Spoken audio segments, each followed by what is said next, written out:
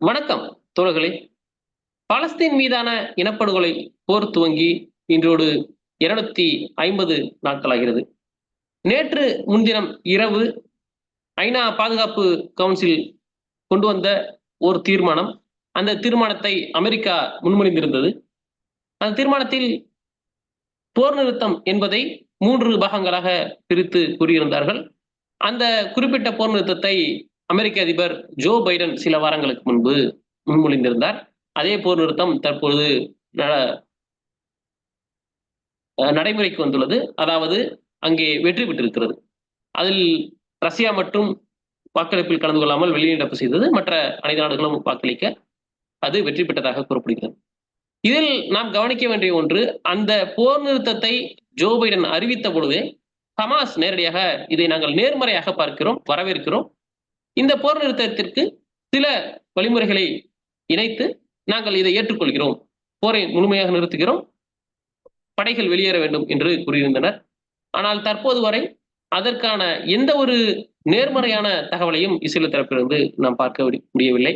அது குறித்தான் நாம் இன்று பேசவிருக்கிறோம். நம்மோடு தோழர் செந்தில் அவர்கள் இணைந்திருக்கிறார். வணக்கம் செந்தில் தோழர். வணக்கம் தோழர். தோழர், இந்த சீஸ்ஃபயர் அக்ரிமெண்ட், இந்த யுஎஸ்ஏ கொண்டு வந்த இந்த சீஸ்ஃபயர் அக்ரிமெண்ட் அப்படின்றது வந்து நீங்க நம்ம ஏற்கனவே பேசின மாதிரி 3 ஃபேஸா இருக்கும். 3வது ஃபேஸ் வரும்போது எல்லாரும் ஒட்டுமொத்தமா வெளியில போயிருப்பாங்க. நம்ம வந்து 2வது ஃபேஸ்லயே வந்து ரீகன்ஸ்ட்ரக்ஷன் ஒர்க்லாம் ஆரம்பிச்சிருவோம் அப்படிலாம் சொல்லியிருந்தாங்க. அது பார்க்கறதுக்கு அவங்களுமே வந்து ஓரளவுக்கு ஹமாஸ் தரப்புலையும் பாலஸ்தீன் தரப்புலையுமே ஓகே, ரொம்ப இது பண்ண வேண்டாம், நம்ம இதுக்கு அக்ரி பண்ணிக்கலான்ற அளவுக்கு ஒரு இடத்துக்கு வந்துட்டாங்க. ஆனாலும் இன்னும் இஸ்ரேல் அதை ஒத்துக்கல. ஆனா ஒவ்வொரு தடவையும் நான் பாக்குறேன், இன்னைக்கு காலையில கூட பாக்குறேன், ஆண்டனி பிளிங்கன், அவங்க லிண்டா அப்படின்னு எல்லாரும் வரிசையா ஹமாஸ் இதை ஒத்துக்கணும், ஹமாஸ் இதை ஒத்துக்கணும் அப்படின்றாங்க. எனக்கு புரியல. ஹமாஸ் ஏற்கனவே வந்து நாங்க இதை ஒத்துக்கிறோம் அப்படின்னு சொல்லிட்டாங்க. ஆனா திரும்ப திரும்ப வந்து இதை ஹமாஸ் தான் ஏதோ டிலே பண்ற மாதிரியும், இவங்க எல்லாம் ஏதோ இஸ்ரேல் ஒத்துக்கிட்ட மாதிரியும் ஒண்ணு சொல்லிக்கிட்டே இருக்கிறாங்க. இது எங்க போய் எண்டப் ஆகும்? இவங்க பல தடவை போய் சொல்றாங்கன்னு தெரியுது, திரும்ப திரும்ப இதையே சொல்லிட்டு இருந்தாங்க. அது எப்படி போய் எண்டப் ஆகும்? அதாவது இன்னைக்கு உலகத்திலேயே ஒரு மோசமான பொய் சொல்லக்கூடிய ஒரு நாடுன்னு சொன்னாக்க அமெரிக்கா தான். சர்வதேச அரங்குல எவ்வளவு தூரம் பொய் சொல்ல முடியுமோ அவ்வளவு தூரம் வந்து பொய் சொல்றாங்க. இதுதான் அவங்களுடைய உண்மையான நேச்சரு. அது இவ்வளவு காலம் வந்து வெளிப்படையா தெரியாம இருந்துச்சு. இப்ப வெளிப்படையா தெரிய ஆரம்பிச்சிருக்கு. அதுதான் வந்து இதுல நம்ம பார்க்க முடியுது. இப்போ பாத்தீங்கன்னா, இந்த சீஸ்ஃபயர் அக்ரிமெண்ட் போன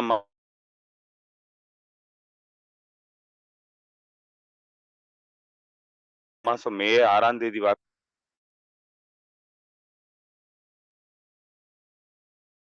வந்து ஹமாஸ் அப்ரூவல் பண்ணது சீஸ்ஃபயர்.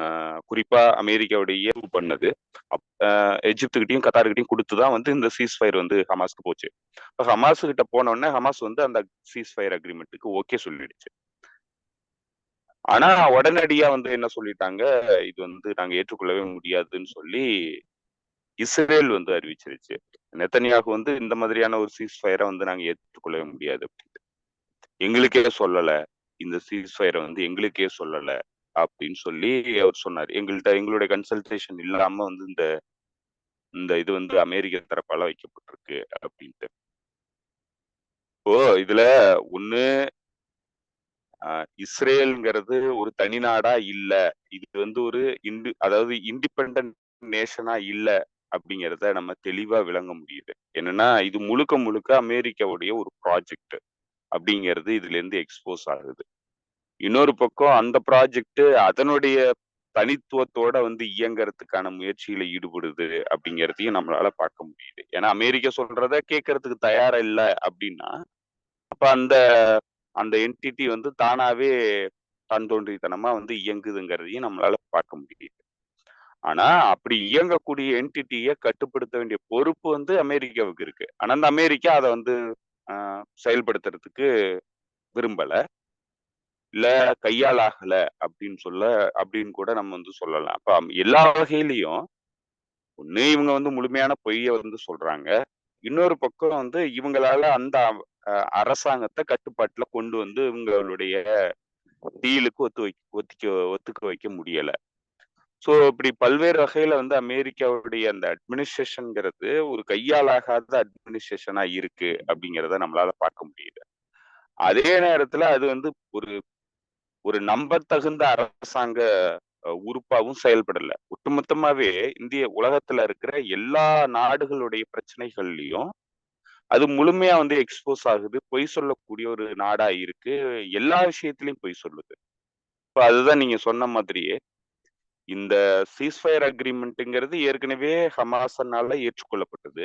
புதுசா ஒரு சீஸ்ஃபயர் அக்ரீமென்ட் நாங்க வந்து உருவாக்கியிருக்கோம். இது வந்து குடுத்ததே இஸ்ரேல் தரப்புல இருந்து தான் குடுக்கப்பட்டிருக்கு. இது இஸ்ரேலோட அரசாங்கம் தான் இத குடுத்ததுன்னு சொல்லி பைடன் வந்து அறிவிச்சாரு.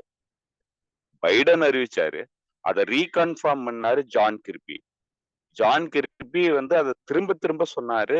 இது வந்து இஸ்ரேலோட ப்ரொபோசல். இது இஸ்ரேலோட ப்ரொபோசல் அப்டின்ட்டு. இது வந்து ஹமாஸ் தான் வந்து இப்ப பாக்கி இருக்கு. பால் வந்து ஹமாஸோட கோர்ட்ல இருக்கு. ஹமாஸ் ஓகே சொல்லிடுச்சுன்னா, அந்த போர் வந்து உடனடியா நிக்கும். ஹமாஸோட விஷ பொறுத்து தான் இருக்கு. ஹமாஸுக்கு உண்மையாவே பலஸ்தீனியர்கள் மக்கள் மீது வந்து அக்கறை இருந்ததுன்னா, இந்த சீஸ்ஃபயர் டீல வந்து ஒத்துக்கணும் அப்படின்னு சொல்லி அவங்க வந்து சொன்னாங்க. இப்போ ஹமாஸ் வந்து அதே மாதிரியான ஒரு டீல் இருந்ததுன்னா, எதுக்காக நீங்க புது டீல் போடுறீங்க? அதே டீல் பழைய டீல்லயே வந்து நீங்க பேச்சுவார்த்தை நடத்தலாமே. உங்களுடைய பேச்சுகள் வந்து நம்பிக்கைக்குரியதாவே இல்லையே! அப்படிங்கிற சந்தேகத்தை எழுப்புனுச்சு.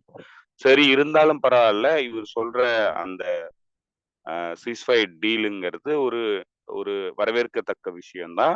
வரட்டும். அந்த சீஸ்ஃபயர் டீல் வந்துச்சுன்னா, நாங்க அத பத்தி பரிசீலனை பண்ணி முடிவெடுக்கிறோம் அப்படின்னு சொல்லியிருந்தாங்க. அப்போ அந்த டீல வந்து அவங்க அனுப்பிச்சிருந்தாங்க. கடைசியா அந்த டீல் வரும்போது பார்த்தாக்கா, அதுல கம்ப்ளீட் சீசேஷன் ஆஃப் வார்ங்கிறது இல்ல. அதாவது முழுமையான போர் நிறுத்தம்ங்கிறது இல்ல. இப்ப பல்வேறு வகையில வந்து அது வேகா சொல்லப்பட்டிருக்கு. ஸ்ட்ராங்கான ஸ்டேட்மெண்ட்ஸ் வந்து கிடையாது. ஸோ அத வந்து பட்டும் படாமலும் வந்து அட்ரஸ் பண்ற மாதிரியான ஒரு சீஸ்ஃபயர் டீல தான் வந்து அவங்க குடுத்துருக்காங்க. அப்ப அவங்களுக்கு ஹமாஸ் வந்து என்ன சொன்னாங்கன்னா, இந்த மாதிரி நீங்க பட்டும் படாமலும் பேசுறதுங்கிறத நாங்க ஏற்றுக்கொள்ள முடியாது. இது ரிட்டர்ன்ல வேணும். அமெரிக்கா வந்து உத்தரவாதம் குடுக்கறத பொறுத்து வந்து நாங்க வந்து அத அக்செப்ட் பண்ண முடியாது. ஏன்னா அமெரிக்காங்கிறது ஒரு நம்பத்தகுந்த அ நாடா வந்து இல்ல. எல்லா பிரச்சனையிலயும் நம்பத்தகுந்த நாடாவே இல்ல. அமெரிக்கா சொல்ற வார்த்தை ஒண்ணாகவும், செயல்பாடு ஒண்ணாகவும் தான் இருக்கு. இப்போ அத வந்து நம்பி நாங்க வந்து ஒரு அக்ரீமென்ட்ட வந்து ஒத்துக்க முடியாது. ஸோ அதனால இது எல்லாமே வந்து ரிட்டர்ன் ஸ்டேட்மென்ட்ல வேணும். அக்ரீமென்ட்க்குள்ளேயே வந்து இதெல்லாம் இடம்பெறணும் அப்படிங்கிறது தான் அவங்களுடைய அ அ இதா இருந்தது. அவங்களுடைய கருத்தா இருந்தது அந்த சீஸ்ஃபயர் டீல பொறுத்தளவுல. இப்ப அதுக்கு தான் வந்து அவங்க என்ன சொன்னாங்கன்னா, இப்ப அவங்க அமெண்ட் பண்ணி குடுத்துருக்காங்க. நாங்க கன்சிடர் பண்ணியிருக்கோம். அத வந்து கம்ப்ளீட் சீஸ்ஃபயர்ங்கிறத வந்து நாங்க வந்து கண்டிப்பா வந்து இந்த டாக்குமெண்ட்ல வேணும் அப்படிங்கிறத சொல்லி, அவங்க வந்து திரும்ப வந்து அத அமெண்ட் பண்ணி குடுத்துருக்காங்க. இப்ப அது குடுத்ததுக்கு அப்புறம், இப்ப இது வந்து திரும்ப அமெரிக்க தரப்பு குடுக்கப்பட்டிருக்கு. இப்ப அவங்க வந்து அத ரிவ்யூ பண்ணிட்டு நாங்க சொல்றோம்ன்றாங்க. இன்னைக்கு காலையில நெத்தன்யாகு அரசாங்கம் அத முழுமையா மறுத்திருக்கு. நாங்க வந்து இத ஏற்றுக்கொள்ளவே முடியாது அப்டின்ட்டு. இப்ப பைடன் அனௌன்ஸ் பண்ண அந்த டீலுங்கிறது, அவங்க என்ன சொன்னாங்கன்னா, இது இஸ்ரேல் தரப்புல இருந்து குடுக்கப்பட்ட ப்ரொபோசல் அப்டிங்கிறது தான் அவங்க சொன்னது. ஆனா, அவரு பத்திரிக்கையாளர் சைமர் ஹெர்ஸ் வந்து சொல்றாரு, இது வந்து எந்த வகையிலயும் இஸ்ரேல் அரசாங்கத்திற்கு தெரியவே தெரியாது. இது மாரி ஒரு டீல் மேக் பண்றது.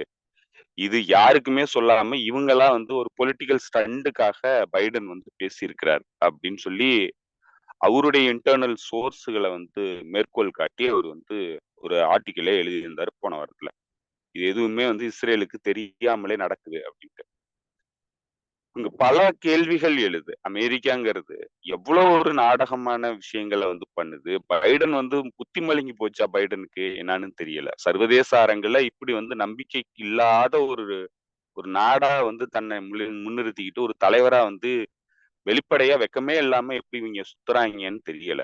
இப்போ இந்த பின்னணியில தான் நேத்து ஆஹ் ஆந்தனி பிளிங்கன் டெலவீவ்ல வந்து இவரை நெத்தன்யாகு மீட் பண்ணிட்டு அவர் பேசுறாரு பத்திரிகையாளர்கள்ட்ட. இது வந்து ஒரு நல்ல ஆப்பர்ச்சுனிட்டி, ஒரு நல்ல டீலு. இந்த டீல வந்து அக்செப்ட் பண்ண வேண்டிய பொறுப்பு முழுமையா வந்து ஹமாஸ் கையில இருக்கு. ஹமாஸினுடைய அவர் குறிப்பாவே சொல்றாரு. பேரை குறிப்பிடாம சொல்றாரு. யஹியா சின்வர் கையில தான் இருக்கு. யஹியா சின்வர் வந்து உண்மையாவே அக்கறை செலுத்தினாருன்னா, இத வந்து அக்செப்ட் பண்ணணும். இது கம்ப்ளீட்டா அவரு கையில தான் இருக்கு அப்படிங்கிறாரு. இங்க பிரச்சனையே வந்து ஹமாஸ் அக்செப்ட் பண்றதே பிரச்சனை இல்ல. ஹமாஸ் வந்து ஆல்ரெடி அக்செப்ட் பண்ணது தான் டீல. இங்க அக்செப்ட் பண்ணாத ஒரே ஒரு பார்ட்னர்னாக்க இந்த பிரச்சனையை பொறுத்தளவுல இவங்களுடைய பார்ட்னரா இருக்கிற இனப்படுகொலை அரசாங்கத்தை ரன் பண்ணிட்டு இருக்கிற நெத்தன்யாகுவும் அவருடைய வலதுசாரி கூட்டாளிகளும் தான். சோ அவங்கதான் வந்து இந்த இனப்படுகொலை வந்து தொடர்ந்து நடத்துறாங்க. அவங்கதான் வந்து எந்தவித அமைதியையும் வந்து இந்த பகுதியில ஏற்பட விடாம தடுக்கிறது அவங்கதான். சோ அவங்கள்ட்ட சொல்றதுக்கு பதிலா இந்த பழியை யார் மேல போடுறாங்கன்னா ஹமாஸ் மீது போடுறாங்க பழிய. சோ இப்ப இதனுடைய ஒட்டுமொத்த நோக்கம் இவங்களுடைய பொலிட்டிக்கல் கேமுக்காக இவங்க என்ன பண்றாங்க, உண்மையை வந்து மாத்தி பொய்ய வந்து சர்வதேச அரங்குல புரொபகண்டாவா பண்றாங்க. இப்ப இதே டாக்கிங் பாயிண்ட்ல தான் வந்து மேற்கத்திய ஊடகங்கள் அவங்களுடைய இத வந்து செய்திகளை வந்து வெளியிடுறாங்க. இப்ப இதை தடுத்துக்கிட்டு இருக்கிறது ஏதோ ஹமாஸ் தான் தடுத்துக்கிட்டு இருக்கு. மத்தபடி எல்லாருமே வந்து ஓகே அமைதி ஏற்படுறதுக்கு எல்லாருமே விரும்புறாங்க. ஒருத்தர் மட்டும்தான் இதை வந்து தடுக்கிறாரு. அது யாருன்னாக்க ஹமாஸ். இப்ப இது இவங்க சொல்றது ஒட்டுமொத்தமா போய் எனக்கு ஹமாஸ் வந்து உடனடியா அந்த போரை நிறுத்தத்துக்கு தயாரா இருக்கு. அது வந்து இத பல இடங்கள்ல மெட்டீரியலி வந்து வெளிப்படுத்தியிருக்கு. மெட்டீரியலா வந்து அக்ரிமெண்ட் வந்து சைன் பண்ணி அனுப்பிச்சிருக்கு. எல்லாமே பண்ணிருக்கு ஹமாஸ். இத தடுத்துக்கிட்டு இருக்கிற ஒரே நபர் வந்து நெத்தன்யாகு தான். அந்த உண்மையை பேச மறுத்துக்கிட்டு அதுக்கு பதிலா வந்து முழுமையா வந்து இந்த பழிய பூரா வந்து ஹமாஸ் மீது போடுறாங்க. இப்ப அவங்களுடைய நோக்கம் வந்து தெளிவானது. என்னன்னா ஹமாஸ்ங்கிறது இந்த இந்த போரை வந்து நடத்துறதுல தீவிரமா இருக்கு.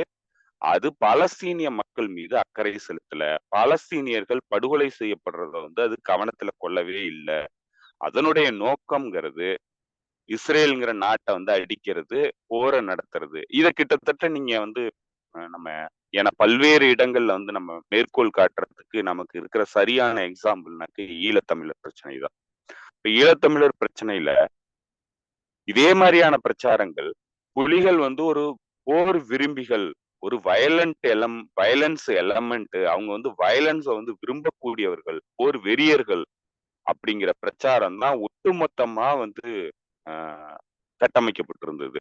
எல்லா தரப்புல இருந்தும் சொல்றது வந்து புலிகள் வந்து ஏதோ போரை விரும்பி பண்றவங்க, பிளட் தர்ஸ்டியா இருக்கிறவங்க, எப்பவுமே வந்து கொலை பண்ணணும், சிங்களர்களை கொலை பண்ணணுங்கிற ஒரு மனநிலையோட இருக்கு. ஆனா கல யதார்த்தம்ங்கிறது அதுக்கு நேர் எதிரானது. ஃபேக்டுகளை பார்ப்போம். நம்ம வந்து நீங்க சொல்றதெல்லாம் விட்டுருவோம். ஃபேக்டுகளை பார்த்தீங்கன்னா எந்த இடத்துலயும் புலிகள் வந்து சிங்கள சிவில் சமூகத்திலிருந்து பெரிய அளவுக்கு தாக்குதல் நடத்தினதே கிடையாது. அவங்களுடைய தாக்குதல் முழுக்க வந்து மிலிட்டரி டார்கெட்ஸ் தான். சோ அதே மாதிரி ஒவ்வொரு காலகட்டத்திலையும் போர்ல வந்து வெற்றி அடையும் போது பூரா புலிகள் வந்து சமாதான பேச்சுவார்த்தைக்கு ஒத்துக்கிட்டு தான் வந்திருக்கிறாங்க. இந்த சமாதான பேச்சுவார்த்தைகளை முறிக்கிறதுக்கு பின்னணியில வேலை பார்த்தது இந்தியா, அமெரிக்கா போன்ற நாடுகள் தான். பிரிட்டன், இந்தியா, அமெரிக்கா, மேற்குலக நாடுகள் தான் வந்து இந்த அமைதி உடன்பாட்டை முறிக்கிறதுக்கான முழுமையான வேலையில பங்கெடுத்தவங்க. சிங்கள அரசாங்கம் வழக்கமா எவ்ரி டைம் வந்து அமைதி உடன்பாடை மீறினதை வந்து தொடர்ந்து வழக்கமாவே வந்து பண்ணிக்கிட்டு இருந்தது. அப்போ நடந்த ஃபேக்ட்ங்கிறது சிங்கள அரசாங்கம் தான் வந்து போர் நிறுத்தத்தை வந்து மதிக்கிறது கிடையாது. அதுதான் வந்து பிளட் தர்ஸ்டியா இருந்தது. அதுதான் இனப்படுகொலை இன்டென்ட்டோட இருந்தது. ஆனா அந்த குற்றச்சாட்டு யார் மேல வைக்கப்பட்டுச்சுன்னா புலிகள் மீது வைக்கப்பட்டுச்சு. இன்னைய வரைக்கும் வந்து இந்தியாவில் இருக்கிற இடதுசாரி செயல்பாட்டாளர்கள் கூட இந்த இந்த இந்த ஸ்டாண்ட் பாயிண்ட்ல இருந்து அவங்க மாறல. இந்த டாக்கிங் பாயிண்ட் தான் அவங்களுடைய விமர்சனத்துக்கான டாக்கிங் பாயிண்டாகவும் இன்னமும் இருக்கு. அவங்க நேரடியா இதுல யாரு கூட வந்து உடன்பட்டு நிக்கிறாங்க, யாருடைய தரப்புக்கு ஆதரவா நிக்கிறாங்கன்னா அமெரிக்காங்கிற இம்பீரியல் பவருடைய தரப்புல நின்று அவங்களுடைய வாதங்களை வந்து வைக்கிறாங்க. அவங்களுடைய டாக்கிங் பாயிண்ட்ஸ் அங்க இருந்தா ஆரம்பிக்கும். இப்போ அவங்களுடைய ஒட்டுமொத்த வாதத்தினுடைய கட்டுமானம்ங்கிறது புலிகளை குற்றச்சாட்டுல வந்து வச்சு புலிகளை குற்றவாளி ஆக்குறதுல மட்டும்தான் அவங்களுடைய கவனங்கள் முழுமையா இருக்கு. இப்போ புலிகள் வந்து 15 வருஷத்துக்கு மேல ஆச்சு. இப்போ அவங்களுடைய ஆர்மி, அதாவது அவங்களுடைய ஆர்ம்டு ஸ்ட்ரகிள்ங்கிறது கம்ப்ளீட்டா போயிருச்சு. இன்னைக்கு அந்த அமைப்பே வந்து டிஸ்மாண்டில் பண்ணப்பட்டுருச்சு. இன்னைய வரைக்கும் வந்து அமைதி ஏற்படல. இன்னைய வரைக்கும் வந்து போலீஸ் ஒடுக்குமுறைகள், ராணுவம் வந்து இன்னமும் ஆக்குப்பை பண்ணுது. 1000த்திற்கும் மேற்பட்ட ராணுவங்கள் வந்து தமிழ் பரப்பை வந்து முழுமையா வந்து ஆக்குப்பை பண்ணி வச்சுக்கிட்டு இருக்கு. நிலங்களை வந்து புடுங்கினதை விடல. இன்னும் வந்து காணாமலாக்கப்பட்டவர்களுக்கான முடிவு தெரியல. எங்க இருக்காங்க என்னங்கிறது தெரியல. இப்பவும் வெள்ளைவேன் கடத்தல் சம்பவம் வந்து இன்னமும் நடைபெறுது. பத்திரிகை சுதந்திரம் கிடையாது, பத்திரிகையாளர்கள் உயிருக்கு அச்சுறுத்தல் இருக்கு, எப்பவும் வந்து இந்த உளவு பிரிவினால வந்து ஒடுக்குமுறைக்கு உள்ளாகுறாங்க, அரசு செய்யப்படுறாங்க, விசாரணைகள் தொடர்ந்து நடக்குது. இப்ப இவ்வளவும் நடக்குது, எந்த விதத்திலயும் வந்து சிங்கள அரசாங்கம் திருந்தின மாதிரி தெரியல. ஆனா இன்னமும் வந்து புலிகள் மீது தான் குற்றச்சாட்டை வைக்கிறாங்க. இப்ப கிட்டத்தட்ட நீங்க இதைதான் வந்து நீங்க அமெரிக்காவுடைய டாக்கிங் பாயிண்ட்ஸ், அமெரிக்கன் எலைட்ஸோட டாக்கிங் பாயிண்ட்ஸ் இதே மாதிரி தான் இருக்கு. எந்த இடத்துலயும்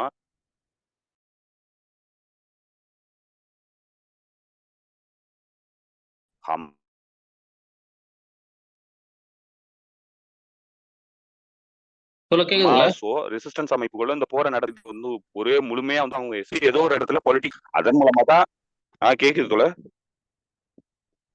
உங்க டவர்ல ஏதோ இது இல்ல, உங்க டவர்ல ஏதோ இடையூறு நினைக்கிறேன். பேசுங்க பேசுங்க, அந்த இதுல திரும்ப தொடர்ந்து பேசுங்க.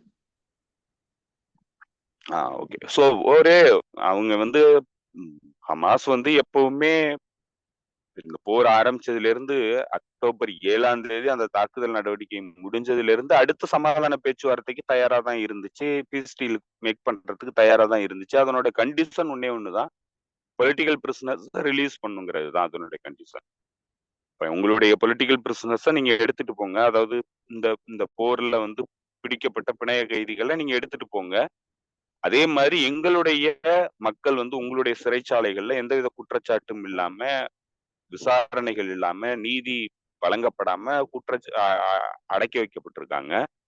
அந்த அடைச்சு வச்சிருக்கிற மக்களை விடுதலை பண்ணிட்டு உங்க ஆட்களை கூட்டு போங்க, எங்களுக்கு போர் வேண்டாம், எங்களுக்கு நிம்மதியா வாழ விடுங்க, எங்களை வந்து நீங்க அடக்குமுறைக்கு உள்ளாக்கி எங்களை வந்து பிசீச் பண்றதை ஸ்டாப் பண்ணுங்கிறது தான் அவங்களுடைய முதற்கட்டமான ஒரு தேவையா இருந்துச்சு. அதைத்தான் வந்து அவங்க வச்சாங்க.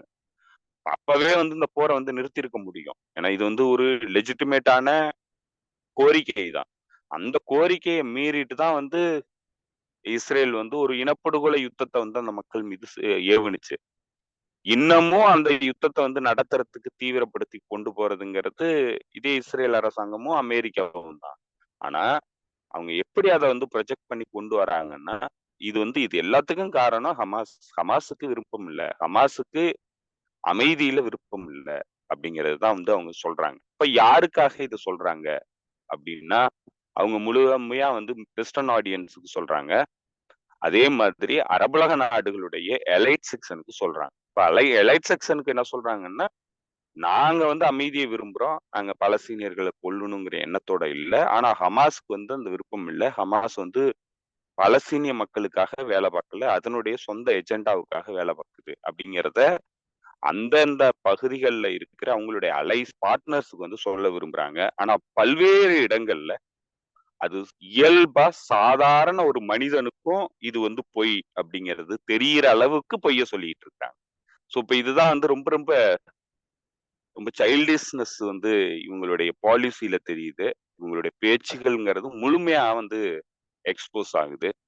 சாதாரண அரசியல் புரிதலே இல்லாத ஒரு மனிதன் பார்த்தா கூட யார் பொய் சொல்றா, யார் உண்மையை சொல்றாங்கிறது தெரியும். சோ அப்படி இருக்கிற இடத்துல சர்வதேச அரங்குல ஒரு டிப்ளமேட்டிக் விஷயங்கள் பேசக்கூடிய ஒரு நம்பிக்கைக்குரிய ஆட்களா இருக்க வேண்டிய ஒரு மிகப்பெரிய நாட்டினுடைய தலைவர்கள் அருவருப்பா பொய் பேசுறாங்க, வெளிப்படையா பொய் பேசுறாங்க, எந்தவித குற்ற உணர்ச்சியும் கிடையாது, சேம்லெஸ்ஸா வந்து பொய் பேசுறாங்க. சோ அதுதான் இதனுடைய வெளிப்பாடு. இது வந்து இப்ப நீங்க இதுலயும் கொண்டு போயிருக்காங்க, செக்யூரிட்டி கவுன்சில்லயும் இதே தீர்மானத்தை கொண்டு போய் வச்சிருக்கிறாங்க. அங்க அப்ரூவலும் ஆயிடுச்சு. ஏன்னா வந்து ஓட்டெடுப்பு வந்து முழுமையா நடந்தேறிடுச்சு. ரஷ்யா வந்து அப்ஸ்டைன் பண்ணிருக்கு. ஏன்னா இது அமெரிக்காவுடைய முன்மொழிவு தீர்மானம். அதனால வந்து ரஷ்யா வந்து அப்ஸ்டைன் பண்ணிருக்கு, அதுல இருந்து விலகி நின்றுருக்கு. ஆனா தடுக்கல. அமெரிக்கா மாதிரி வந்து அமைதியை வந்து தடுக்கிறதுக்கு ரஷ்யா விரும்பல. சோ அதனால வந்து யார் கொண்டு வந்தாலும் வரட்டும், ஆனா ஏதோ ஒரு வகையில அமைதி வரணுங்கிறது தான் ரஷ்யாவோட நிலைப்பாடா இருந்திருக்கு. அதனால அப்ஸ்டைன் பண்ணிருக்கு. ஏன்னா அமெரிக்காவுடைய தீர்மானத்தை அதை ஆதரிக்க முடியாது பொலிட்டிக்கலா. சோ அதனால வந்து அது அப்ஸ்டைன் பண்ணிருக்கு. சோ அந்த இடத்துல இது வந்து இப்ப சர்வதேச விதி ஆயிடுச்சு. ஏன்னா செக்யூரிட்டி கவுன்சில் அக்ரி பண்ணிடுச்சுன்னா அது சர்வதேச விதி. ஆனா பல்வேறு இடங்கள்ல செக்யூரிட்டி கவுன்சில் அக்ரி பண்ணதே வந்து இஸ்ரேல் அரசாங்கம் மதிச்சதே கிடையாது. ஏன்னா அது வந்து ஒரு ரோக் ஸ்டேட். அது எல்லா காலகட்டத்திலயும் வந்து சர்வதேச விதிகளுக்கு புறம்பாதான் நடந்துக்கும், அதை மதிச்சதே கிடையாது. சோ இப்ப அதே மாதிரி இந்த இடத்துலயும் வந்து மதிக்கலைன்னா அமெரிக்கா வந்து எந்த முகத்தோட வந்து சர்வதேச அரங்குல பேசும்னு தெரியல. அதை ஒருவேளை வந்து இன்ஃபோர்ஸ் பண்றதுக்கான முயற்சியில அமெரிக்கா ஈடுபடுமான்னு தெரியல. ஏன்னா ஒரு காலத்திலேயே அமெரிக்கா வந்து இஸ்ரேலுக்கு எதிராக வந்து ஒரு விஷயத்தை என்ஃபோர்ஸ் பண்றதுக்கு சர்வதேச அரங்குல விருப்பப்பட்டது இல்லை, அது வந்ததும் இல்லை, பொய் தான் சொல்லும். ஸோ அதே மாதிரியான ஒரு சூழ்நிலை தான் இப்பவும் இருக்கு. இது எந்த அளவுக்கு இம்ப்ளிமெண்டேஷனுக்கு வரும், என்ஃபோர்ஸ் பண்றதுக்கான முயற்சிகள்ல வந்து அமெரிக்கா என்ன மாதிரியான நிலைப்பாடு எடுக்கும் என்னங்கிறது தெரியல. ஆனா இன்னைக்கு அது சர்வதேச விதியா இருக்கு. அதை வந்து மதிக்கிறதுக்கு இஸ்ரேலுங்கிற ஒரு ரோப் ஸ்டேட் எந்த டயத்திலையும் தயாரா இருந்தது இல்லை, இதுலயும் வந்து மதிக்க போறது இல்லை. ஏன்னா அது வந்து இன்டர்நேஷனல் கோர்ட் ஆஃப் ஜஸ்டிஸோட தீர்ப்புகளை வந்து மதிக்கல. இது மாதிரி பல இடங்கள்ல வந்து இன்டர்நேஷனல் அரேனால தீர்மானங்களை வந்து அது மதிச்சது இல்லை. அது எந்த வகையிலையும் எந்த ஒரு சர்வதேச விதிமுறைகளுக்கும் உட்படாத ஒரு நாடா தான் இருக்கு. அது கிட்டத்தட்ட வந்து இந்த இந்த உலகத்துல எந்தவித மோரலும் இல்லாத, ஒரு லெஜிட்டிமேட்டும் இல்லாத ஒரு நாடா தான் வந்து இஸ்ரேலுங்கிற ஒரு நாடு வந்து உருவாயிருக்கு. அது கிட்டத்தட்ட வந்து சர்வதேச சமூகத்தினுடைய ஒரு புற்றுநோய் கட்டி மாதிரி தான் வந்து இப்ப இருக்கு. ஏன்னா அது மாதிரி தான் அது வந்து செயல்படும். அது எந்த வகையிலயும் வந்து உலகத்தோட ஒன்றி போறதுக்கு விரும்பல. உலகத்தினுடைய இயல்புல வந்து அது தன்னை ஆட்படுத்திக்க விரும்பல. அது முற்றிலுமா வந்து ஒரு ஒரு தீய சக்தியா தான் செயல்படுது. ஒட்டுமொத்தமா வந்து அமைதியை வந்து விரும்பாத ஒரு சக்தியா தான் இருக்கு. ஆனா அதுக்கு ஆப்போசிட்டா அமெரிக்கன் பொலிட்டீஷியன்ஸ் பேசுறாங்க. ஸோ அந்த வகையில இது வந்து எந்த அளவுக்கு தீர்வுகளை கொண்டு வரும் என்னன்னு நமக்கு தெரியல. ஆனா இஸ்ரேலுங்கிறது இன்னும் தனிமைப்பட்டு போகுது. ஒட்டுமொத்தமா வந்து உலக சமூகத்திலிருந்து வேறுபட்ட ஒரு மனிதத்தன்மையே இல்லாத ஒரு அரசா வந்து இயங்குது. அது ஏதோ ஒரு இடத்துல வந்து ஃபோர்ஸ் மூலமா தான் ஸ்டாப் பண்ண முடியும்னு நினைக்கிறேன். அந்த ஃபோர்ஸை வந்து செலுத்தக்கூடிய வல்லமை மற்ற நாடுகளுக்கு இருக்கா என்னன்னு நமக்கு தெரியல. ஏன்னா அமெரிக்காங்கிற ஒரு ஒரு இன்னொரு மோசமான ஒரு தீய சக்தி வந்து அதை தடுத்துக்குது. ஸோ அதனால எந்த தீர்வும் இல்லாம தான் போயிட்டு இருக்கு. ஓகே, ஓகே தோழர். இதுல நான் ஒரு சின்ன ரெண்டு விஷயம் மட்டும் ஆட் பண்ணணும்னு நினைக்கிறேன். இது வந்து கசா பொறுத்த வரைக்குமான இந்த தகவல். இதை வந்து நீங்க சொன்னதுனால நான் ஒரு விஷயத்த சேர்த்து சொல்லணும். இப்பதான் கொஞ்ச நேரத்துக்கு முன்னாடி நான் அது கூட அப்டேட் பண்ணேன் இதுல டெலிகிராம்ல. அதாவது எஹியா சின்வர் சொன்னதா வந்து டைம்ஸ் ஆஃப் இஸ்ரேல் வந்து ஒரு தகவல் வெளியிட்டிருக்கு. அது என்னன்னா, நம்ம வந்து இன்னும் நமக்கு தொடர்ந்து போராடுறதுக்கு வந்து நமக்கு வந்து நம்மள்ட்ட வலு இருக்குது. நமக்கான ஆயுதங்கள் இது எல்லாமே இருக்கு, படைகள் எல்லாம் இருக்கு. நம்ம வந்து இஸ்ரேலை ஈஸியா விட்டுறக்கூடாது. நம்ம தொடர்ந்து போரிடுவோம். ஒண்ணு நம்ம வந்து வெற்றி பெறோம், இல்ல வீரமரணம் அடைகிறோம் அப்படின்னு சொன்னதா ஒரு தகவலை அவங்க சொல்லியிருக்கிறாங்க. அது எல்லா ஈரானுடைய அரசு செய்தி நிறுவனமான பிரஸ் டிவி கூட ரிலீஸ் பண்ணிச்சு. மற்ற நம்ம அரபிய நண்பர்கள் எல்லாம் அதை போட்டிருந்தாங்க. நான் கூட எடுத்து நம்ம இதில் போட்டிருந்தேன். இப்போ நீங்க இதை நாங்க அந்த பக்கம் போடும்போது, போட்டதுக்கப்புறம் நீங்க இந்த தகவலை சொல்லும்போது நான் என்ன கம்பேர் பண்றேன்னா, இந்த தகவல் இப்ப எப்படி நீங்க சொன்னீங்களோ முதல்ல புலிகளை வந்து ஒரு போர் விரும்பிகளா, வார் லவர்ஸ் அப்படின்னு காட்டுற மாதிரி இந்த தகவலும் அது போல ஒண்ணா இருக்கும்னு நினைக்கிறீங்களா? இல்ல இல்ல, இது ரெண்டையும் நம்ம இதை ஈக்குவேட் பண்ண முடியாது. ஏன்னா வந்து நீங்க போரை வந்து நடத்தித்தான் ஆகணுங்கிற கட்டாயத்துல எதிரி வந்து உங்களை தள்ளும்போது அதுக்கு நீங்க பயந்துகிட்டு போகணுன்ற அவசியம் கிடையாது. உங்க மீது போர் வந்து திணிக்கப்படும் போது நீங்க வந்து போர் தான் பண்ணி ஆகணும் அப்படிங்கிறதுக்கு வந்து கட்டாயத்துல இருக்கும்போது அது வந்து விரும்பி போறது கிடையாது. சரி. ஆனா அதே நேரத்துல நீங்க போர் தான் வந்து போர் மூலமா தான் வந்து எதிரியை வந்து வீழ்த்த முடியுங்கிற ஒரு சூழ்நிலை தான் இருக்கு. எதிரி ஆனா எதையும் வந்து அமைதியில வந்து விருப்பம் இல்லாத ஒரு எதிரி இருக்கும்போது நீங்க வந்து அவன்கிட்ட போய் அமைதியா போய் நான் வந்து சமாதான பேச்சுவார்த்தையில ஈடுபட்டு அவங்ககிட்ட இருந்து நான் ஏதாவது பெற்றுக்கொள்ள முடியும், என்னுடைய அப்ளிகேஷன்ஸை வந்து நான் பெற்றுக்கொள்ள முடியும்னு நினைக்கிறதுங்கிறது முட்டாள்தனம். அது நடக்க போறது இல்லை. ஸோ அந்த இடத்துல வந்து எதிரிக்கு நான் வந்து பணிய மாட்டேன். அதே நேரத்துல வந்து எனக்கு இந்த போரை நடத்துறதுனால முழுமையா வந்து எனக்கு இந்த மக்கள் பாதிக்கப்படுறதுல வந்து விருப்பம் இல்லைங்கிறதும் அவங்கள்ட்ட இருக்கிறதுல அவங்களுடைய அந்த சமாதான பேச்சுவார்த்தை காலத்துல வந்து பேசுறாங்க சீஸ்ஃபயர் அக்ரிமெண்ட்டுக்கு. அட் த சேம் டைம் நீங்க வந்து அதை வந்து எங்களுடைய வீக்னஸ் தான் வந்து நீங்க இதை வந்து நீங்க யுக்ரைன் ரஷ்யா போர்லயும் வந்து இதுதான் நடக்குது. ரஷ்யா போர், யுக்ரைன் ரஷ்யா போர்ல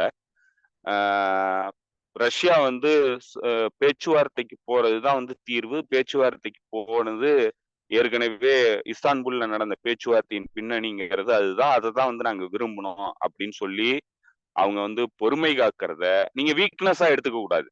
ஏன்னா அது வந்து அவங்க போர் புரிய முடியாம வந்து அந்த பேச்சுவார்த்தைக்கு போகல. ஏன்னா இதுக்கான தீர்வுங்கிறது பொலிட்டிக்கல் டாக்ஸ்ல தான் வந்து பண்ண முடியும். ஸோ அந்த இடத்துல அதை ரேஷனலா திங்க் பண்ணி ரஷ்யா வந்து போறத நீங்க வீக்னஸா பார்க்க கூடாது. ஸோ அது வந்து எல்லா இடத்துலயும் பொருந்துது. இப்போ இவங்க வந்து சமாதான பேச்சுவார்த்தைக்கு சீஸ்ஃபயர் அக்ரிமெண்ட்டுக்கு ஓகே சொல்லிட்டாங்கங்கிறதுக்கு அர்த்தம் என்னன்னா, அவங்க வந்து போர் இல்லாம அமைதி வெளியில இதுக்கான தீர்வு எட்டலாமா அப்படிங்கறத வாய்ப்புகளை வந்து பாக்குறாங்க. ஆனா அதுக்காக இவங்க வந்து பயந்துட்டாங்க, இல்ல இவங்க வீக்கா இருக்கிறாங்க அப்படின்னு நீங்க நினைச்சீங்கன்னா அது தவறானது. அதுக்கு நாங்க தயாரா இல்ல. நாங்க போரை வந்து தொடர்ந்து நடத்துறதுக்கு தயாரா தான் இருக்கோம். ஏன்னா எங்கள்கிட்ட அந்த பலம் இருக்கு அப்படிங்கறதையும் நீங்க தெளிவுபடுத்தணும். ஏன்னா எதிரிங்கிறவன் உங்களை வந்து அதை வீக்கா எடுத்துக்கிட்டு சரி ஓகே இனிமே வந்து ஈஸியா வந்து ரெசிஸ்டன்ஸ் அமைப்புகளை அழிச்சிடலாம் ஏன்னா வந்து அவங்க அமைதிக்கு வராங்க அப்படின்னு வந்து தப்பு கணக்கு போடக்கூடாது. அதுக்கு தயாரா இருக்கோங்கிறதையும் அவங்க தெளிவுபடுத்தணும். ஸோ அந்த இடத்துலதான் சொல்றாங்க வெற்றி இல்லைன்னா வீர மரணம். ஸோ அந்த இடத்துல வந்து நாங்க தயாரா இருக்கிறோம். அதனால எந்த வகையிலும் வந்து நாங்க இவங்க சொல்றத கேட்டு பணிஞ்சு எங்களுடைய மக்களுக்கு துரோகம் பண்ண நாங்க விரும்பல அப்படிங்கறது தான் அவரு தெளிவுபடுத்துறாரு. ஸோ அத இந்த மாதிரி நம்ம பார்க்க முடியாது. Okay, okay. ஏன்னா எனக்கு நீங்க சொல்லிக்கிட்டு இருக்கீங்க. நான் அந்த பக்கம் ஒரு பக்கம் அத அப்டேட் பண்றேன். எனக்கே ஒரு கான்ட்ரடிக்ஷன் வந்துருச்சு. ஏன்னா வந்து நீங்க சொல்லக்கூடிய இதையே இந்த வார் லவர் அப்படின்றத என் காதுக்கு பட என் கண்ணு மூடியே சொன்ன ஆட்கள்லாம் இருக்குது. புலிகள் வந்து போர் விரும்பிகள், பிரபாகரன் வந்து ஒரு வார் லவர் அப்படின்னு சொல்றதெல்லாம் நான் கண் கூட பார்த்திருக்கேன். ஸோ இந்த ஒரு இடத்த வந்து இவங்க வந்து உருவாக்குறாங்களோ, பர்ட்டிகுலரா உருவாக்குறாங்களோ ஒரு புரொபகண்டா மாரி அப்படின்ற எனக்கு ஒரு பயம் வந்துச்சு. ஏன்னா அதே சேம் டைம் வந்து லிண்டாவா இருக்கட்டும், ஆண்டனி பிளிங்கனா இருக்கட்டும், மில்லரா இருக்கட்டும், அந்த ஒயிட் ஹவுஸ்ல உட்கார்ந்திருக்கிற அத்தனை பேரும் இப்படியே ட்வீட் போடுறாங்க. ஹமாஸ் வந்து அக்செப்ட் பண்ணணும், ஹமாஸ் வந்து அக்செப்ட் பண்ணணும் அப்படின்னு. கீழ போய் கமெண்ட்ல பாத்தீங்கன்னா அதே வெஸ்டர்னர்ஸ், அமெரிக்கன்ஸ் எல்லாரும் கேள்வி கேட்கறாங்க. எப்பா நீ வந்து ஹமாஸ் அக்செப்ட் பண்ணணும்னு சொல்றீங்க. ஆனா பாரு ஹமாஸ் தான் அக்செப்ட் பண்ணிருக்கு. இஸ்ரேல் வந்து இந்த போர் நிறுத்தத்தை அக்செப்ட் பண்ணல அப்படின்னு. சோ இந்த 2 கான்ட்ரடிக்ஷனும் வந்த உடனே தான் எனக்கு அந்த குழப்பம் வந்துருச்சு. அதனாலதான் நான் அந்த கேள்வி கேட்டேன். அந்த கிளாரிட்டி வந்து கரெக்டா கொடுத்துட்டீங்க. நன்றி. இப்ப அடுத்து அங்கேருந்து அப்படியே ஹெஸ்புல்லா வந்து இன்னைக்கு காலையில வந்து 12ஆம் தேதி ஜூன் இன்னைக்கு காலையில வந்து கிட்டத்தட்ட ஒரு 100 ராக்கெட் அனுப்பியிருக்கு. நிறைய முடிஞ்ச வரைக்கும் அவங்க தடுத்து இது இஸ்ரேலுடைய அயன் டோம் தடுத்திருக்குது ஏர் டிஃபென்ஸ். அது இல்லாம ஒரு குறிப்பா வந்து பிரான்ஸுடைய அரசு நிறுவனம் ஒன்று இருக்கு, டசால்ட் ஏவியேஷன். அந்த டசால்ட் ஏவியேஷன் தான் இந்தியாவுக்கு வந்து ரஃபேல்னு ஒரு போர் விமானம் கொடுத்த அந்த ஒரு பெரிய சர்ச்சையா போனது உங்களுக்கு தெரியும். அந்த ரஃபேலோட ஃபேக்டரி ஒன்று வந்து லெபனான் எல்லையில வச்சிருக்காங்க. இப்ப அந்த லெபனான் எல்லையில குறிப்பா அந்த ஃபேக்டரி மேல தாக்குதல் நடத்துறத இப்ப தகவல் வந்திருக்கு. அந்த ஃபேக்டரி இதுக்கு முன்னாடி நிறைய தொடர்ந்து தாக்குதல் நடத்திட்டே இருக்கிறாங்க. ஒருவேளை என்னோட கொஸ்டின் என்னன்னா, இஸ்ரேலுக்கான ஆயுதங்கள் அந்த ஃபேக்டரியில உற்பத்தி செய்யப்படுதா?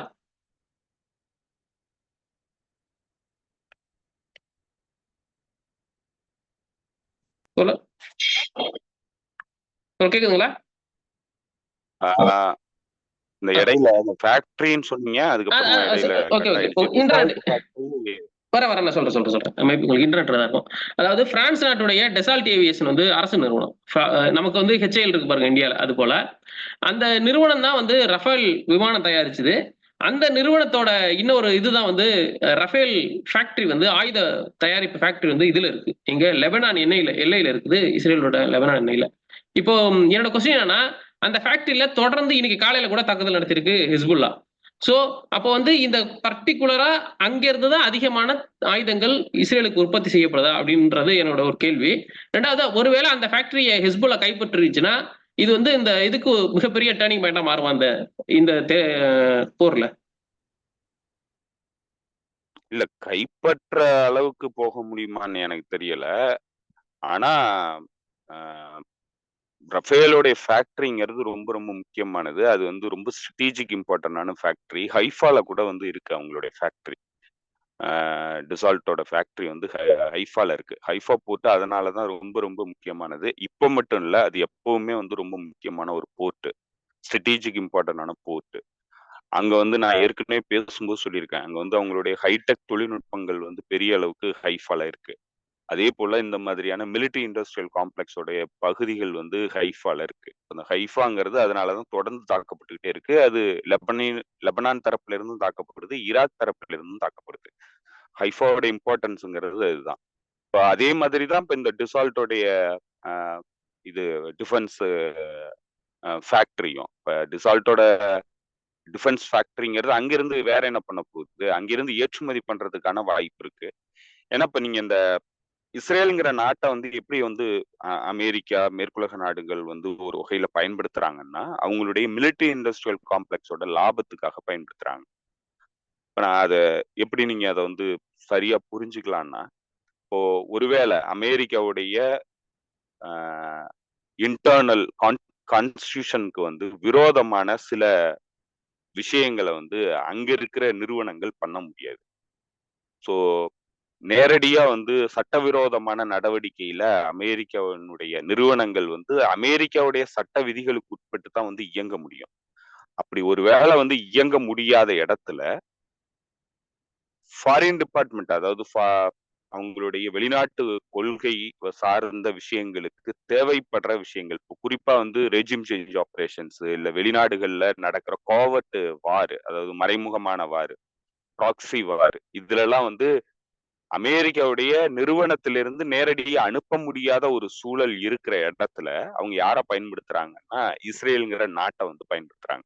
இப்ப நீங்க கோன்ட்ரா அஃபேர்ஸ், ஈரான் கோன்ட்ரா அஃபேர்ஸ்ன்னு சொல்லுவோம். இப்ப நீங்க அமெரிக்கா, அதாவது நிக்கராகுவால ஒரு ஆன்டி இன்சர்ஜென்சி குரூப்பை வந்து உருவாக்கி அது வந்து ஒரு மிகப்பெரிய இனப்படுகொலை வந்து இடதுசாரிகளுக்கு எதிராக பண்ணுச்சு, அங்க இருக்கிற இண்டிஜினியஸ் பாப்புலேஷனுக்கு எதிராக பண்ணுச்சு.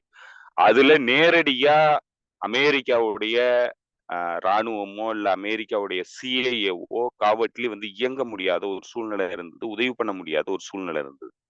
அது ஏன்னா சட்டவிரோதமா இங்க பார்க்கப்பட்டுச்சு அமெரிக்காவில். ஏன்னா அமெரிக்க சட்ட விதிகள் பிரகாரம் வந்து அப்படி இயங்க முடியாது. ஆனா இன்னைக்கு அதெல்லாம் கிடையாது. இன்னைக்கு வந்து கிட்டத்தட்ட நேரடியா நாட்சி குழுக்களுக்கு ஆயுதம் கொடுக்கறதையே வந்து அவங்க வந்து பண்றாங்க. சட்ட விரோதத்துக்கு தான் வந்து நடந்துக்கிறாங்க. ஆனா அன்றைக்கே அவங்களுக்கு ஒரு மறைமுகமான ஒரு ஒரு இந்த மாதிரியான விஷயங்கள் பண்ணும்போது மறைமுகமா பண்றதுக்கான தேவை இருந்தப்ப வந்து அவங்க இஸ்ரேலை வந்து பயன்படுத்தினாங்க. இந்த கான்ட்ரா போர்சஸ்க்கு இஸ்ரேல் வந்து பயிற்சி கொடுத்தது, இஸ்ரேல் வந்து ஆயுத உதவிகள் பண்ணுச்சு. அது யாருக்காக பண்ணுச்சுன்னா அமெரிக்காவுக்காக பண்ணுச்சு. இப்ப அமெரிக்காவால பண்ண முடியாத சட்டவிரோத நடவடிக்கைகளை இஸ்ரேல் மூலமா பண்ண வைக்கிறது. ஸோ அதுக்கு வந்து இஸ்ரேல்ங்கிற ஒரு நாடு வந்து அவங்களுக்கு தேவையா இருக்கு. அது இப்ப அமெரிக்காவுக்கு மட்டும் இல்ல, பல்வேறு நாடுகளுக்கு, மேற்குலக நாடுகளுக்கு இஸ்ரேல்ங்கிறது ஒரு ஒரு ஒரு ப்ராக்ஸி ஃபோர்ஸா வந்து இயங்குது. இப்போ ப்ராக்ஸியா வந்து இயங்குறதுக்கு இஸ்ரேல் வந்து பயன்படுது. இப்ப அதுல இருக்கிற நிறுவனங்களும் அதுக்கு பயன்படுது. இப்ப அமெரிக்காவிலேயோ இல்ல பிரிட்டன்ல இருந்தோ இல்ல ஐரோப்பிய ஒன்றிய நாடுகள்ல இருந்தோ அவங்க சட்ட விதிகளுக்கு உட்பட்டு ஒரு ஒரு ஒரு அமைப்புக்கோ இல்ல ஒரு நாட்டுக்கோ ஆயுதங்களோ எதுவும் விற்பனை பண்ண முடியாது அப்படிங்கிற ஒரு சூழல் வரும்போது, அதே நேரத்துல அந்த நாடுகளுக்கு ஃபாரின் அஃபேர்ஸ்ல அது ரொம்ப அவசியமானது. ஒரு ரெஜிம் சேஞ்ச் ஆபரேஷன் இல்ல அவங்களுடைய ஸ்ட்ராட்டஜிக் இம்பார்ட்டன்ஸ்ங்கிறது அதுல அடங்கி இருக்கு, அதை செஞ்சுதான் ஆகணும் அப்படிங்கிற ஒரு நிலை வரும்போது, கான்ஸ்டியூஷனுக்கு விரோதமா செயல்படுறதுக்கான வாய்ப்புகள் இல்லாத ஒரு சூழல் வரும்போது அவங்க நேரடியா இங்க இருக்கிற நிறுவனங்களை பயன்படுத்துறாங்க ஆயுத வழங்குறதுக்கு, இங்க இருக்கிற ராணுவத்தை பயன்படுத்துறாங்க, இந்த நாட்டை வந்து பயன்படுத்துறாங்க. ஸோ இப்ப இதுதான் வந்து நீங்க வந்து அமெரிக்காவும் மேற்குலக நாடுகளும் இஸ்ரேலுக்கு அயன்கிளாட் சப்போர்ட் கொடுக்கறதுக்கான பிரதான காரணத்துல இதுவும் ஒண்ணு. ஏன்னா அவங்களுக்கு உலகம் முழுக்க அவங்க நடத்துற அந்த கோவர்ட் ஆபரேஷன்ங்கிறது அவங்க நாட்டு சட்டத்துக்கு விரோதமானது. ஸோ அப்ப அந்த இடத்துல அவங்க வந்து இவங்களை வந்து ஒரு ஒரு கூலிப்படைகளா வந்து பயன்படுத்துறாங்க. அதே மாதிரி நிறுவனங்களும் கூலிப்படைகள் மாதிரி வந்து இங்க இருக்கிற நிறுவனங்கள் வந்து அவங்களுக்கு இயங்குது. சோ இதுதான் அதனுடைய பின்னணி காரணம். இன்னொரு மிக முக்கியமான காரணம். அதே நேரத்துல அது இஸ்ரேல் அரசாங்கத்திற்கும் இந்த மாதிரியான இனப்படுகொலை பண்றதுக்கான உதவிகளை முழுமையா வழங்குது. இப்ப அதை வந்து அவங்க வந்து டார்கெட் பண்றாங்க. ஏன்னா இது ஸ்ட்ராட்டஜிக் இம்பார்ட்டன்டான அசட். இது நாட் ஒன்லி ஃபார் இஸ்ரேல், இது ஒட்டுமொத்த மேற்குலக நாடுகளுக்கும் ஸ்ட்ராட்டஜிக் இம்பார்ட்டன்டான அசட். அதனால அதை தாக்குதல் நடத்துறாங்க. ஓகே, ஓகே தோழர். தோழர், நம்ம இறுதி நேரத்துக்கு வந்துட்டோம். ஒரு சின்ன தகவல் மட்டும் நான் சேர்த்து சொல்ல நினைக்கிறேன். நம்ம நேத்து பேசியிருந்த அந்த காணொலியில வந்து கியூபாவோட போர்க்கப்பல் வந்து இது சரி ரஷ்யாவோட போர்க்கப்பல் வந்து கியூபா போகுது அப்படின்னு சொல்லியிருந்தோம். அது போய் சேர்ந்துருச்சு அப்படின்னு தகவல் வந்துச்சு. அதோட அப்டேட் ஏதாவது இருக்குதா இப்போ கரண்டா? தெரியல தோழர், நான் அதை ஃபாலோ பண்ணல. ஓகே. நான் கவனிச்ச வரைக்கும் வந்து அவங்க வந்து அந்த புளோரிடான்றது அந்த பக்கம் இருக்கு இல்லையா? அந்த புளோரிடா, கலிபோர்னியா அந்த மாகாணத்து வழியா தான் உள்ள என்டர் ஆயிருக்கு. அது கியூபாவை நோக்கி போகுது. அடுத்த ஒரு 100 கிலோமீட்டருக்கு வந்து அதை ஃபாலோ பண்றதுக்கு வாஷிங்டன் வந்து டைரக்டா அந்த அவங்களோட கப்பல் என்ன ஆக்டிவிட்டியில இருக்கு அப்படின்றத கவனிச்சிட்டு இருக்கிறதா சொல்லியிருக்கிறாங்க. இது வரைக்குமான தகவல்கள் நமக்கு இது கிடைச்சிருக்குது அந்த இதுல. ஃபர்தர் என்ன வருதுன்னு பார்க்கலாம். அடுத்த காணொலியில பேசுவோம். உங்க நேரத்துக்கு மிக்க நன்றி செந்தில் தோழர். நன்றி தோழர், தோழர்களுக்கும் நன்றி. மீண்டும் சந்திப்போம் தோழர்களே. அங்கங்க இடையூறுக்கு இருந்திருக்கோம் கொஞ்சம் இணையதள பிரச்சனையினால. அதனால அந்த இடையூறுக்கு மட்டும் மன்னிச்சுக்கோங்க. நாங்க அப்படியே நேரா வீடியோவா அப்லோட் பண்ணிடுறோம். நன்றி தோழர். மீண்டும் சந்திப்போம். நன்றி, வணக்கம்.